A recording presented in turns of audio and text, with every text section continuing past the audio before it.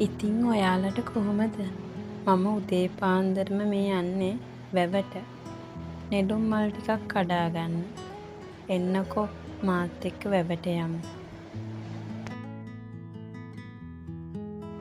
ඉතින් මේ වීඩියෝ එක ඉවර වෙනකල් ඔයාලා මාත් එක්ක රැඳී සිටින්න කියලා මං ආරාධනා කරනවා.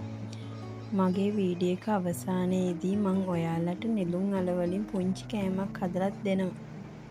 ඉතින් මගේ යාළුවෝ ඔක්කොම මගේ වීඩියෝ එක ඉවර වෙනකල්ම බලන්න.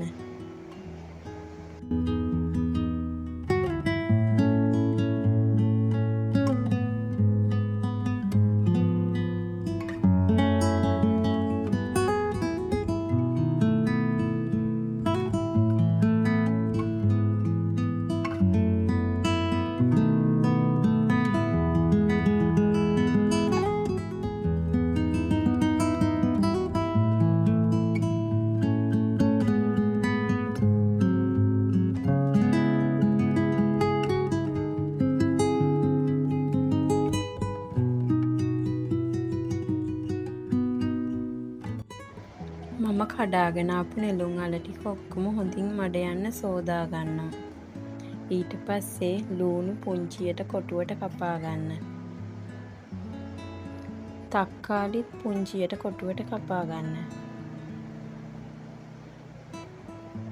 අමු මිරිස් සිහින්ම ලියා ගන්න.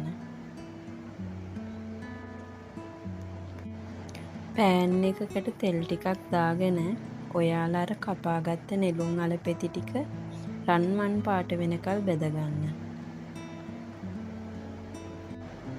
ලූණු, අමු මිරිස්, තක්කාලි, නෙළුම් අල බඳුනකට දමාගෙන ඒට දෙහි, ගම්මිරිස් කුඩු, ලුණු එකතු කරන්න. ඉන්පසු හොඳින් මිශ්‍ර කරගන්න. ගොඩක් රසවත් ඒ වගේම ගොඩක් පෝෂ්‍යදායී ආහාරයක්. ඔයාලත් ගෙදරදී මේ කෑම එක හදලා බලන්න උත්සාහ කරන්න. ඒ වගේම මේ සම්බෝලේ රස බලපු අයත් කමෙන්ට් එකක් දාන්න. ඉතින් මේ රසම රස නෙළුම් අල සම්බෝලේ ඔයාලත් ගෙදරදී හදලා බලන්න. මාත් එක්ක රැඳී සිටියට ඔයාලට ගොඩක් ස්තුතියි.